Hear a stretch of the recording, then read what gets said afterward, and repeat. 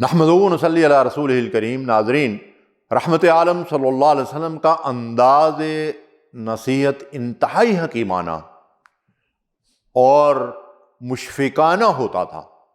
آپ صلی اللہ علیہ وسلم انتہائی غیر اخلاقی حرکت پر بھی کبھی ڈانٹ ڈپٹ اور سرزنش کے بجائے بڑے ہی پیار و محبت اور شفقت سے یوں بات سمجھاتے کہ مخاطب کے دل و دماغ کو متاثر کر دیتی۔ ایک شخص آپ صلی اللہ علیہ وسلم کے سامنے حاضر ہوا اور آپ سے زنا کی اجازت طلب کی۔ اس شخص کے گستاخانہ انداز پر صحابہ کرام سخت برہم ہوئے اور اس کی سرزنش کرنے لگے۔ اللہ کے نبی صلی اللہ علیہ وسلم نے سب کو روک دیا، اس نوجوان کو اپنے پاس بلایا، قریب بٹھا لیا، اس سے پوچھا تم پسند کرو گے کہ کوئی تمہاری ماں کے ساتھ ایسا سلوک کرے؟ اس نے کہا ہرگز نہیں۔ تو آپ صلی اللہ علیہ وسلم نے فرمایا وہ کسی کی ماں ہو سکتی ہے، تمہاری طرح کوئی دوسرا بھی یہ بات پسند نہیں کرتا کہ اس کی ماں کے ساتھ کوئی زیادتی کرے۔ پھر پوچھا تم اپنی بہن کے ساتھ پسند کرو گے کہ کوئی اس کے ساتھ زنا کرے؟ اس طرح بیٹی کے متعلق بھی سوال کیا، اس نے ہر مرتبہ نفی میں جواب دیا۔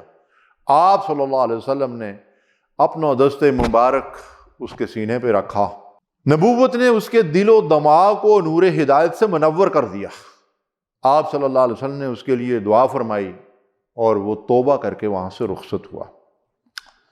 ناظرین، موجودہ دور میں داعیان دین کو اس حکیمانہ اور محبت بھرے انداز کو اپنانے کی شدید ضرورت ہے۔ آپ صلی اللہ علیہ وسلم خطاب کے دوران کسی اہم بات کو زور دے کر سمجھانا چاہتے تو اسے 3 مرتبہ دہراتے تھے تاکہ بات اچھی طرح ذہن نشین ہو جائے۔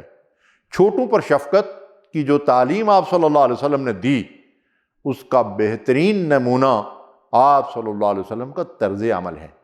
ایک نوعمر لڑکا آپ کے ساتھ کھانے میں شریک تھا، وہ برتن میں کبھی کہیں اور کبھی کہیں ہاتھ مارتا۔ آپ صلی اللہ علیہ وسلم نے انتہائی شفقت کے ساتھ اسے مخاطب کیا، یا بنیا، اے میرے بچے، سم اللہ، بسم اللہ کر کے کھانا شروع کرو، کل بیمینک وکل مما یلیک، اپنے سامنے سے کھاؤ اور برتن میں ادھر ادھر ہاتھ نہ مارو۔ اللہ اکبر۔ حضرت انس رضی اللہ تعالی عنہ 8-9 سال کے تھے کہ آپ کی والدہ نے ان کو حضور صلی اللہ علیہ وسلم کی خدمت اقدس میں پیش کیا کہ یا رسول اللہ صلی اللہ علیہ وسلم، آپ کے گھر میں چھوٹے موٹے کاموں کے لیے کوئی خادم نہیں ہے، میرا بیٹا آپ کے گھر پر خدمت کرے گا۔ اس لیے انس رضی اللہ تعالیٰ عنہ حضور صلی اللہ علیہ وسلم کے خادم خاص مشہور ہیں۔ کہا کرتے تھے کہ کبھی اللہ کے نبی صلی اللہ علیہ وسلم نے مجھے ڈانٹ ڈپٹ نہیں کی، بلکہ کبھی اتنا بھی نہیں فرمایا کہ تم نے فلاں کام کیا اور فلاں کام کیوں نہ کیا۔ ناظرین، یہ تھے آپ صلی اللہ علیہ وسلم کے اخلاق کریمانہ۔ آج ہمارے گھروں میں نوکروں اور خادموں کے ساتھ کیا حشر کیا جاتا ہے۔ انصاف فراہم کرنے والے ججوں کے گھروں میں معصوم بچوں اور بچیوں کے ساتھ ایسا بے ایمانہ تشدد ہوتا ہے کہ روح کانپ اٹھتی ہے۔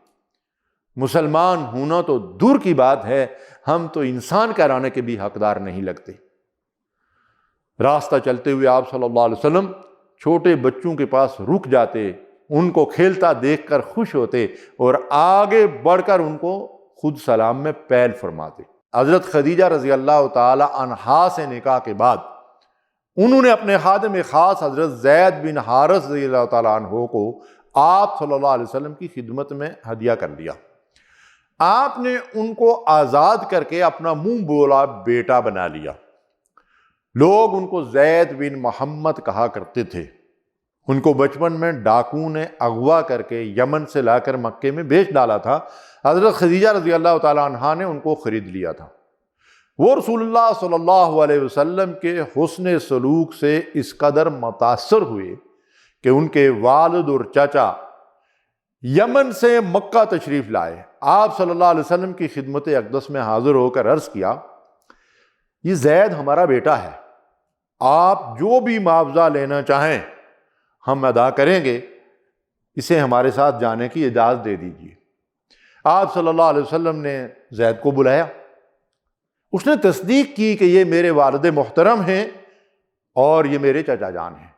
اس کے بعد نبی مہربان صلی اللہ علیہ وسلم نے فرمایا مجھے کسی معاوضے کی ضرورت نہیں ہے، البتہ میں یہ اختیار زید کو دیتا ہوں کہ وہ جانا چاہے تو خوشی سے جا سکتا ہے، اگر خود میرے ساتھ رہنا چاہے تو میں اسے زبردستی نہیں بھیج سکتا۔ ناظرین، ایسا منصفانہ فیصلہ کہ زید کے وارث یہ بات سن کر اش کر اٹھے۔ وہ سوچ بھی نہیں سکتے تھے کہ ان کا بیٹا ان کے ساتھ جانے سے انکار کر دے گا، لیکن نبی مہربان صلی اللہ علیہ وسلم کی شفقت اور محبت کے اثرات تھے کہ زید نے اپنے والدین پر رحمت للعالمین صلی اللہ علیہ وسلم کی رفاقت کو ترجیح دی۔ کیا تاریخ میں ایسی کوئی اور مثال ملتی ہے؟ آپ صلی اللہ علیہ وسلم کو کسی کے متعلق کوئی شکایت پہنچتی تو مصلحت عامہ کے تحت اس فرد واحد کی بجائے آپ صلی اللہ علیہ وسلم کسی اجتماع میں یوں مخاطب ہوتے، لوگوں کو کیا ہو گیا کہ وہ ایسا ویسا کرتے ہیں۔ اللہ اکبر۔ یہ واقعہ آپ صلی اللہ علیہ وسلم کی حکمت اور عمدہ نصیحت کا اعلیٰ نمونہ۔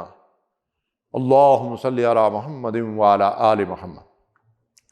صحابہ کرام میں سے کسی کو مخاطب کر کے بات سمجھانی ہوتی تو نبی صلی اللہ علیہ وسلم کا انداز محبت سے لبریز اور انتہائی اعلیٰ حکمت کا نمونہ ہوتا۔ حضرت معاذ رضی اللہ تعالیٰ عنہ آپ کے چہیتے صحابی تھے۔ ان کو آواز دی، یا معاذ واللہ انی لاحبک، اے معاذ اللہ کی قسم مجھے تم سے بہت محبت ہے۔ کیا کہنے حضرت معاذ رضی اللہ تعالیٰ عنہ کی قسمت کے۔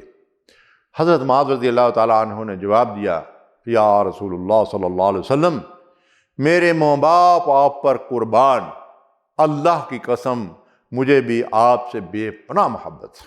آپ نے فرمایا میں تمہیں وصیت کرتا ہوں کہ کبھی بھی نماز کے بعد ان کلمات کو مت چھوڑنا۔ کلمات کیا تھے ناظرین؟ اللہم اعنی علی ذکرک و شکرک و حسن عبادتک، اے میرے اللہ مجھے اپنے ذکر و شکر اور بہترین عبادت کی توفیق عطا فرما، آمین یا رب العالمین۔